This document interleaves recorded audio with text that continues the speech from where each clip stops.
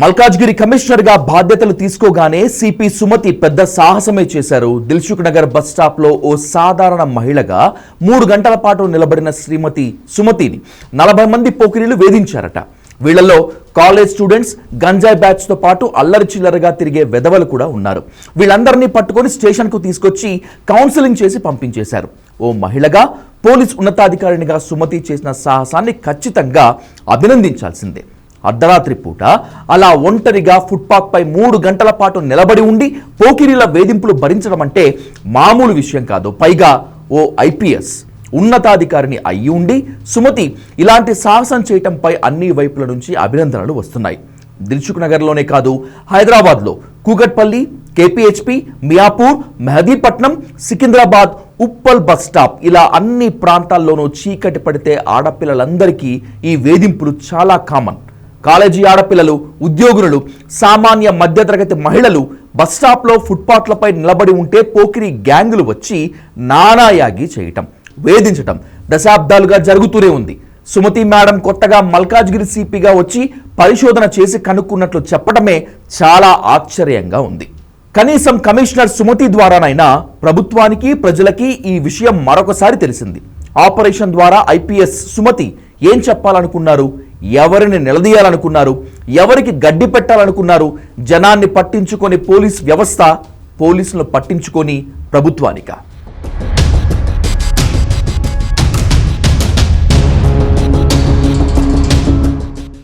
ఈ ఓవరాల్ ఎపిసోడ్లో జనం గమనించాల్సిన విషయాలు ఏమిటంటే, కమిషనర్ మేడం 10 మంది పోలీసులను మఫ్టీలో పెట్టుకొని ఈ సాహసానికి సిద్ధమయ్యారు. ఆ మఫ్టీ పోలీసులే ఈ ఫోటోలు, వీడియోలు తీశారు. తన చుట్టూ దూరంగానైనా తన సబార్డినేట్ పోలీసులు ఓ 10-15 మంది ఉన్నారు కనుక తనకేమీ జరగదు అనే ధైర్యంతోనే కమిషనర్ మేడం అక్కడ 3 గంటల పాటు ధైర్యంగా నిలబడి ఉన్నారు. కానీ కమిషనర్ మేడంకి చుట్టూ మఫ్టీ పోలీసులు సెక్యూరిటీగా ఉన్నట్లు సామాన్య మహిళలకు రక్షణగా ఎవరూ ఉండరు. ప్రతిరోజు వేల మంది ఆడపిల్లలు, ఉద్యోగులు, మధ్యతరగతి మహిళలు ఏ సెక్యూరిటీ లేకుండానే, చుట్టూ రక్షక భటులు వలయంగా కాపలా కాయకుండానే ఉదయం, సాయంత్రం, రాత్రి అక్కడే నిలబడి బస్సులు ఎక్కుతారు. ఏళ్ల తరబడి జనరేషన్స్ మారుతున్న పోకిరీలో ఆగడాలను రోజు భరిస్తూనే ఉన్నారు. అసలు చీకటి పడితే అవన్నీ కామన్గానే ఉంటాయిలే అనే భావనలోనే, మన కర్మ ఇంతేలే ఏం చేస్తామనే బాధలోనే ఏళ్లకు ఏళ్లు గడిపేస్తున్నారు. ఏ సామాన్య మధ్యతరగతి ఆడపిల్లకి ఈ సిటీలో చుట్టూ 10 మంది పోలీసులు కాపలాగా ఉండరు. ఇంకా ఆశ్చర్యకరమైన విషయం ఏమిటంటే, కమిషనర్ సుమతి మేడం 3 గంటల పాటు అక్కడ వేచి ఉంటే ఒక రక్షక్ వెహికల్ కూడా రాలేదా? ఆమెను పోకిరి గ్యాంగులు వేధిస్తుంటే వాళ్ళు చూడలేదా? చూసి చూడనట్లు వదిలేశారా? ఆ ఏరియా పోలీసులు కనీసం అటువైపు కూడా రాలేదా?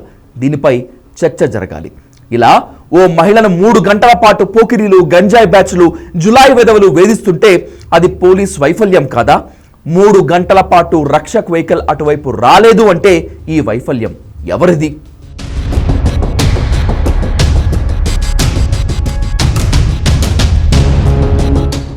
దిల్సుఖ్ నగర్ వంటి ప్రతి పెద్ద బస్ స్టాప్ వద్ద ఖచ్చితంగా ఓ పోలీస్ కానిస్టేబుల్ షిఫ్ట్ వారీగా ఉండాలి. వాళ్ళు రక్షక్ వెహికల్తో అనుసంధానం చేసుకుంటూ ఏం జరిగినా 2 నిమిషాల్లో పోలీస్ బలగాలు వచ్చేటట్లుగా వ్యవస్థ ఏర్పడాలి. అసలు హైదరాబాద్లో ఎన్ని బస్ స్టాపులకు దగ్గరలో రక్షక్ వెహికల్స్ ఉంటాయి?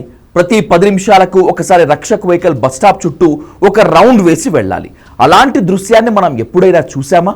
దిల్సుఖ్ నగర్, సికింద్రాబాద్, కేపీహెచ్పి, కూకట్పల్లి ఇలాంటి బిజీ సెంటర్స్లో లక్షల్లో మహిళలు రోజు బస్సులు ఎక్కి దిగుతూ ఉంటారు. రాత్రి 1 గంట 2 వరకు ప్రయాణం చేస్తూనే ఉంటారు. మహిళలు షిఫ్ట్ జాబ్ చేస్తూ వచ్చి పోతూ ఉంటారు.